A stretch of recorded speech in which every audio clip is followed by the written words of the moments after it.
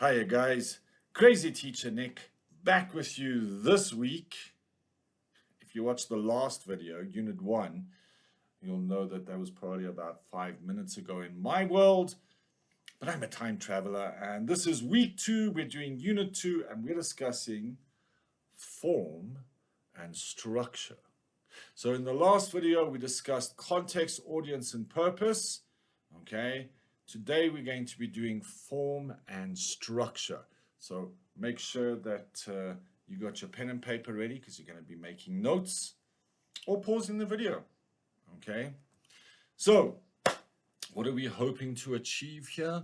Well, we are hoping to basically every week bring you another short video on all of these different points. Last week we did context, audience, and purpose. This week we're doing form and structure, and next week we're going to do language and style, then voice and viewpoint, then textual analysis, and then of course those all-important writing skills. But remember guys, these are not meant to replace your normal lessons. They're just meant to support your learning. Okay, form and structure. Okay, so what is form? What is structure? So if I can put it to you this way, form is the outside of the house, or form is the container, structure is the journey. Okay, so if you're thinking about blueprints, okay, I mean, the form of the text, you start asking yourself, is it a bungalow, like a short story, or is it a skyscraper, okay, like a novel, or a garden shed, like a WhatsApp or a text message? So the form is the text. What type of text is it? Okay. And then the structure is kind of like the hallways. So the inside of the house. Okay, so how do we get from the front door to the back garden? Is it a straight line or is it a maze? So form is the outside of the text. Okay, structure is basically how we navigate our way through the text. Remember, you want to show the examiner your understanding of the text. So the examiner wants to know why. Okay, why is it a skyscraper and not a cottage? How do you know? Okay, why is it a maze and not a corridor? And this is where key conventions are always going to be very, very helpful to evidence that you understand what the text type is and basically how it is structured. So let's have a look at a text. Okay, this text is an article. Okay, it's called The Bamboo Boom, a conservation success. Okay, it comes from the Global Wildlife Watch. For decades, the giant panda, Aluropoda melanoluca, stood as the global poster child for endangered species. However, recent data suggests a shifting tide. According to the IUCN, the population has grown by nearly 17% in the last decade, leading their status to being downgraded from endangered to vulnerable. This recovery is primarily due to two factors. Firstly, the Chinese government has established over 60 dedicated panda reserves. And secondly, the restoration of bamboo forests, the panda's sole food source, has provided the necessary habitat for breeding pairs to thrive in the wild. Despite this, challenges remain. Climate change threatens to eliminate 35% of bamboo forests within the next 80 years, meaning the battle for the giant panda is far from over. So if you remember from our previous video, we were discussing context, audience, and purpose. Okay, so this is where we start reading through the text and we start learning to understand the text. Who is the potential audience? What is the purpose of the text? Okay, So we can see that it's an article, okay, and they will normally tell us in the exam that it's an article. We can see that it's informative, okay, because it could also be a blog as well, but here they've told us, okay, and it seems very objective, factual, and quite professional in the way that the information, I mean, especially using, you know, up here, you can see they use these, I don't know, the Latin word for a giant panda. I never knew that's what it was called. The Aluropoda melanoluca. Well, the melanoluca, I can understand, the mixture of the black and the white, but the Aluropoda, anyways, fascinating. So it's informative. We can see they got things like statistics, they got facts, making it believable, okay? And maybe there's a certain amount of persuasion here, okay?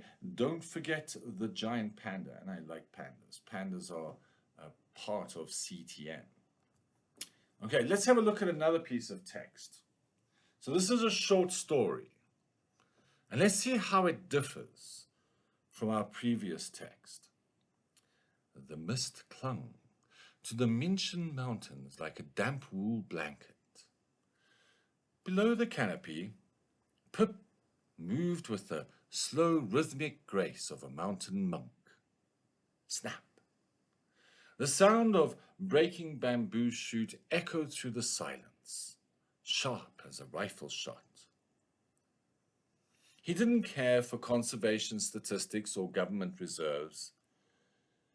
He cared only for the cool, woody crunch of the stalk between his teeth. For a moment, the world was nothing but green scent and sweet fiber. But then the wind shifted. A scent he didn't recognize, acrid, metallic, and distinctly human, drifted up from the valley. Pip froze. The forest, once his sanctuary, suddenly felt very, very small. So we know it's a short story. We can see how the writer has done this. Okay, it's creative writing, and you can use these ideas in your own creative writing. Okay, it seems kind of subjective, sensory, but it's definitely very emotive.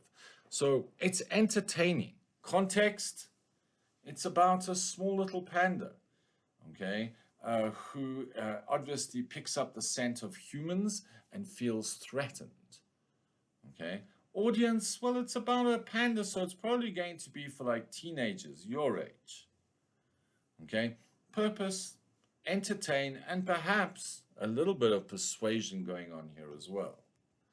So if we compare these two articles together, okay, the form of the text, okay, so we've got a non-fiction article called The Shed, so it's functional and it's sturdy. Okay, that's the shed, right? Remember, we're looking at our form. What does it look like on the outside?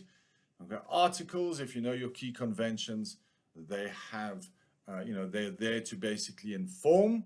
So they're functional and sturdy.